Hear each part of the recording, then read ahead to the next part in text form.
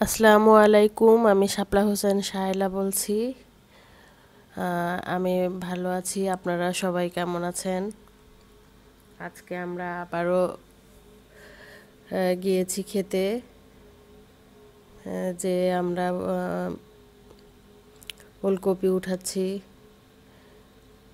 ওলকপিগুলো টাটকা, দেখতে অনেক সুন্দর। আমার অনেক ভালো লেগেছে।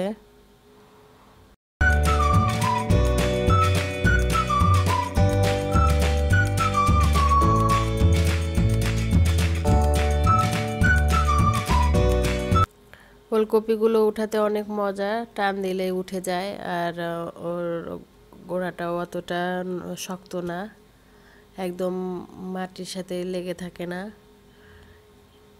আসলে মনে হচ্ছে যে সবই উঠায় ফেলি। ক্ষেতের যত ওলকপি আছে, কোনো খাটনি নেই উঠানোর।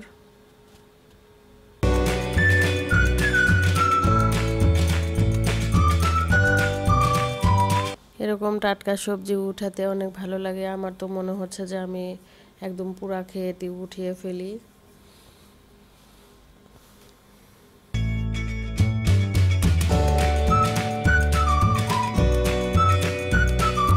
আমি আপনাদেরকে একদম টাটকা আর ক্ষেতের ওলকপি দেখাতে পেরেছি, এবং আমিও নিজেও দেখে খুব ভালো লেগেছে আমার। আপনাদের সঙ্গে আমি এটা শেয়ার করলাম সেই জন্যে। মানে ওলকপি কেমন দেখতে হয় এটা অনেকেই হয়তো বা জানে না, সেই জন্য আমার এই আজকের এই ব্লগটি করা।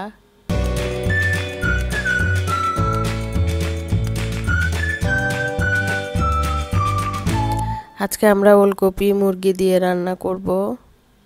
আমার শাশুড়ি আম্মা মুরগিটা কেটে দিচ্ছে আমাকে। আজকেও আমরা ছাদে রান্না করব, লাকড়িতে। আমি কালকের ব্লগে বলেছিলাম যে আমার ছাদের চুলায় রান্না করতে খুব ভালো লাগে, সেজন্য আজকেও আমরা ছাদেই রান্না করব।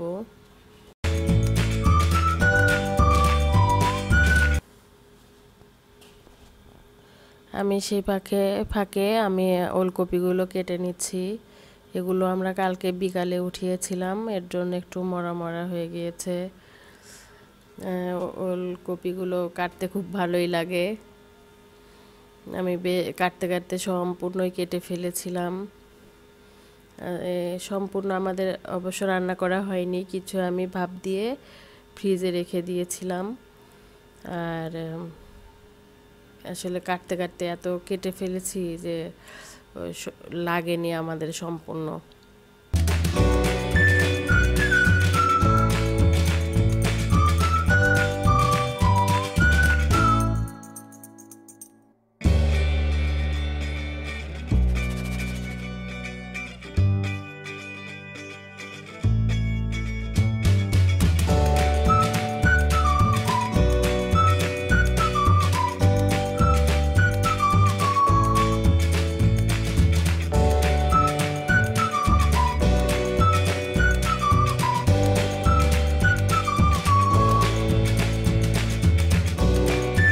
আমার ওলকপিগুলো সম্পূর্ণ কাটা শেষ। এখন আমি মুরগিটা ধুয়ে নিচ্ছি, মুরগিটা পরিষ্কার করে ধুয়ে নিচ্ছি। মুরগিতে এত তেল, অনেক তেল, ডিমও বের হয়েছিল।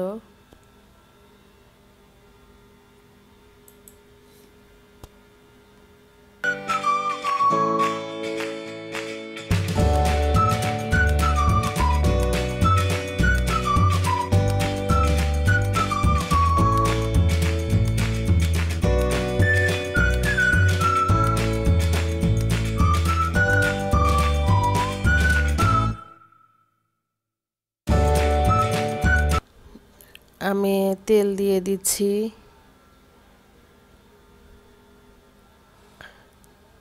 সেই সাথে পেঁয়াজ কাঁচামরিচও দিয়ে দিলাম।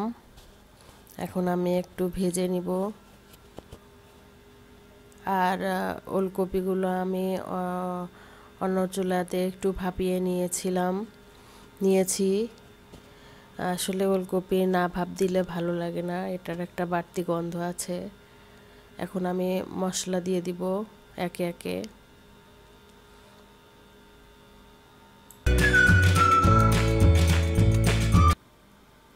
আমি আদা বাটা দিয়ে দিলাম, এটা পেঁয়াজ বাটা দিয়ে দিলাম,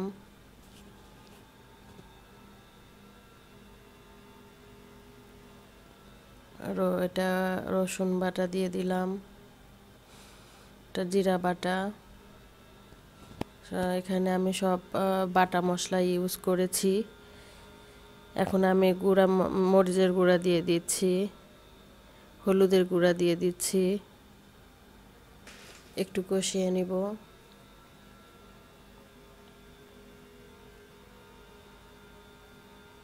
এখন আমি ধনিয়ার গুঁড়া দিয়ে দিলাম, সেই সাথে এখন আমি লবণ দিয়ে দিব স্বাদ মতো।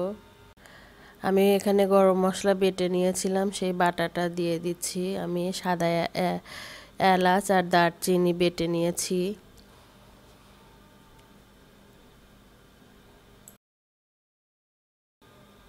মশলাগুলো ভালো কষানো হয়ে গিয়েছে, এখন আমি মাংস দিয়ে দিচ্ছি।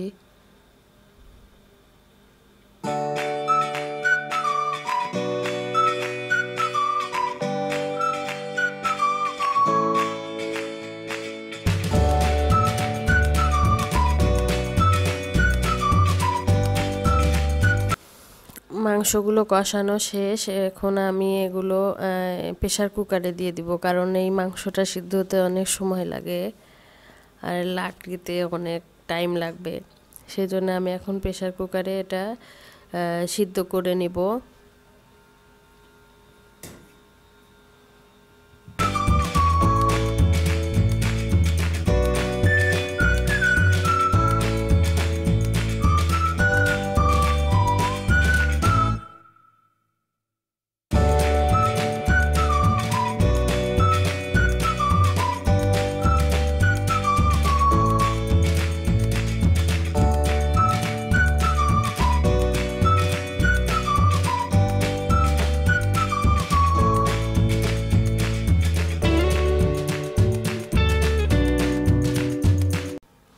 আমি 5 থেকে 6টা সিটি দিব এবং এই পর্যন্ত আমি ওয়েট করব।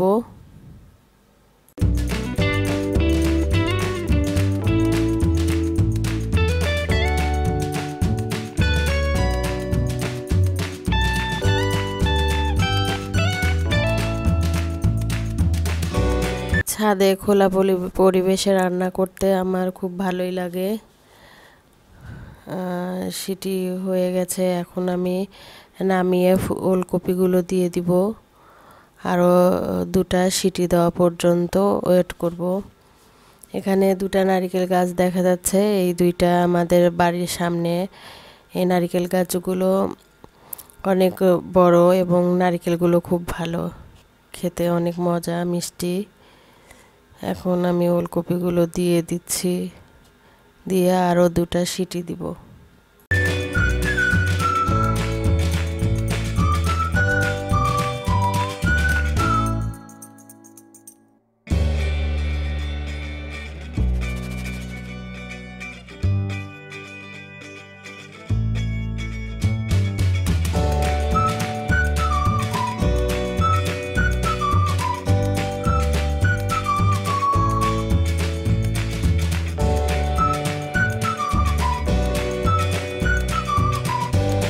আমি এখন পাতিলে ঢেলে নিব এবং কিছুক্ষণ পাতিলে রান্না করব। রান্না করে আমি নামিয়ে ফেলবো।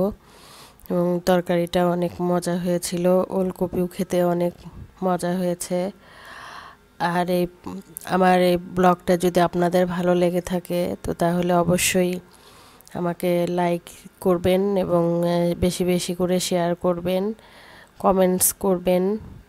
আর যদি কারো ভালো না লেগে থাকে তাহলে আমাকে পরামর্শ দিবেন আমি কিভাবে আরও ভালো করতে পারি, এটা আমাকে কমেন্টস বক্সে জানাবেন। আপনাদের সহযোগিতা আমার একান্তই কাম্য। ভালো থাকবেন। আল্লাহ হাফেজ।